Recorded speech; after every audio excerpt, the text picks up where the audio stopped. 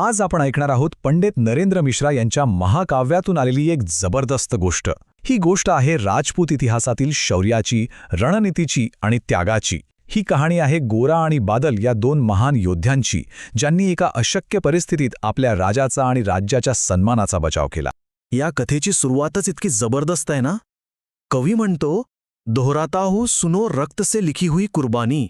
म्हणजे मी पुन्हा सांगतोय, ऐका, हे ते बलिदान आहे जे रक्ताने लिहिलं गेलंय. ही एकच ओळ आपल्याला सांगून जाते की ही गोष्ट किती गंभीर आणि महत्वाची आहे. तर ही गोष्ट एका अशा प्रश्नापासून सुरू होते जो विचार करायला लावणार आहे. विचार करा, जेव्हा तुमचा राजा शत्रूच्या कैदेत आहे आणि सुटकेचा कोणताही मार्ग दिसत नाहीये, तेव्हा काय करायचं? हे फक्त एक आव्हान नव्हतं, तर चित्तोडच्या सन्मानाचा आणि अस्तित्वाचा प्रश्न होता. तर गोष्टीची सुरुवात होते एका मोठ्या दगाबाजीने. सुलतान अल्लाउद्दीन खिलजीने राणा रतन सिंग यांना मैत्रीचं नाटक करून बोलावलं. पण हा एक कपटी डाव होता. त्याने राणाला कैद केलं आणि सरळ दिल्लीला घेऊन गेला. आणि इकडे चित्तोड पूर्णपणे असहाय्य झालं. आणि मग खिलजीने चित्तोड समोर एक अशी अट ठेवली जी ऐकूनच कोणाच्याही तळपायाची आग मस्तकात जाईल.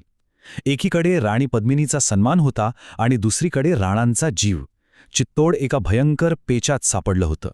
आता विचार करा, संपूर्ण चित्तोडमध्ये एक निराशा पसरली होती. अपमान झाला होता. सगळे मोठे योद्धे, सल्लागार हताश झाले होते. पण तेव्हा राणी पद्मिनी यांना एक नाव आठवलं. एक विसरलेला नायक, त्यांचे निर्वासित सेनापती गोरा. आणि तोच राज्याची एकमेव आशा होता.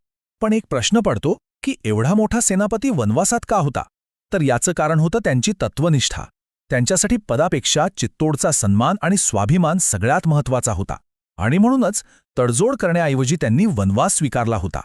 आणि मग राणी पद्मिनी यांनी असं काहीतरी केलं जे इतिहासात क्वचितच घडलं असेल. त्या स्वतः चालत जंगलात गेल्या आणि चित्तोडच्या रक्षणासाठी त्या स्वाभिमानी सेनापतीच्या पाया पडल्या. राज्याच्या सन्मानासाठी एका राणीने केलेली ही विनवणी हा एक अविस्मरणीय क्षण होता. राणीचं ते रूप, ती आर्जव पाहून गोरांचं हृदय पिळवटून निघालं.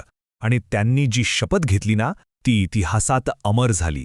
ते म्हणाले, जब तक गोरा के कंधे पर दुर्जय शीश रहेगा, महाकाल से भी राणा का मस्तक नहीं कटेगा. म्हणजेच जोपर्यंत माझ्या खांद्यावर माझं डोकं आहे, तोपर्यंत स्वतः मृत्यूचा देव जरी आला तरी तो राणांच्या मस्तकाला हात लावू शकणार नाही.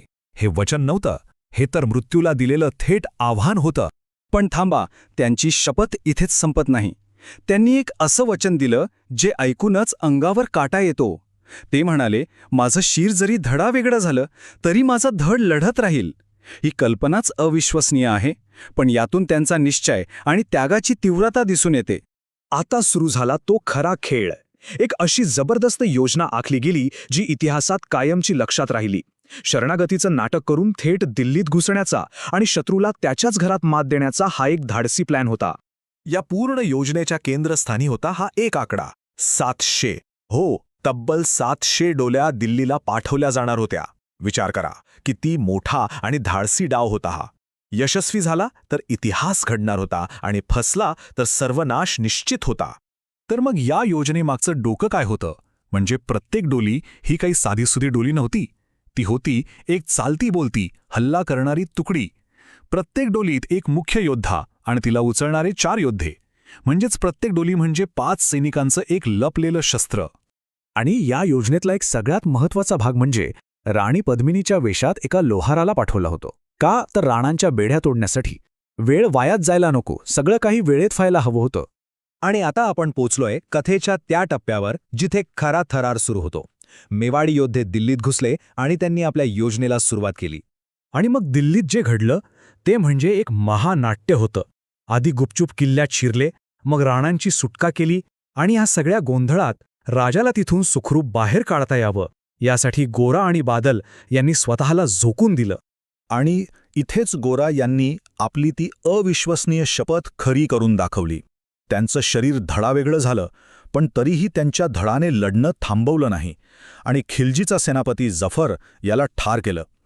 विचार करा, काय पराक्रम असेल तो.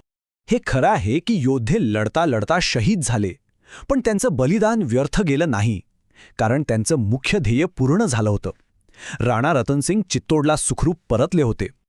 याच त्यागामुळे कवी त्या कवितेत एक खूप सुंदर ओळ लिहितो, जिसके कारण मिट्टी भी चंदन है राजस्थानी. म्हणजे या वीरांमुळेच राजस्थानाची मातीसुद्धा चंदनासारखी पवित्र झाली आहे. त्यांच्या रक्ताने ही भूमी पावन झाली आहे. आणि शेवटी हा एकच प्रश्न उरतो की अशा कोणत्या गोष्टी असतात ज्या एका राष्ट्राचा आत्मा बनतात. कदाचित याच त्या कथा आहेत ज्या आपल्याला आपली ओळख देतात आणि पिढ्यानपिढ्या प्रेरणा देत राहतात.